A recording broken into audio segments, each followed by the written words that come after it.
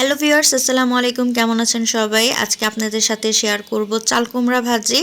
তো চাল কুমড়া ভাজি করার জন্য এখানে আমি একটা কড়াইয়ের মধ্যে কিছুটা তেল দিয়ে দিলাম, আর এখানে দিয়ে দিয়েছি একটা তেজপাতা, পেঁয়াজ কুচি, আর এখন দিয়ে দিচ্ছি কাঁচামরিচ।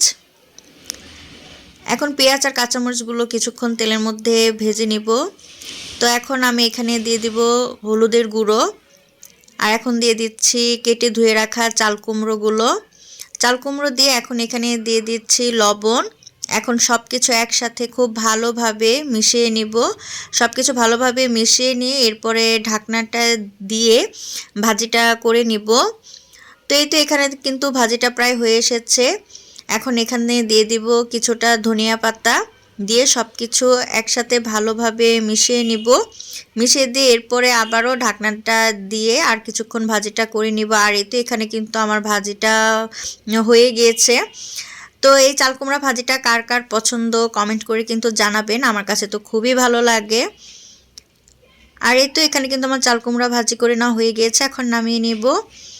সবাই ভালো থাকবেন। আল্লাহ হাফেজ।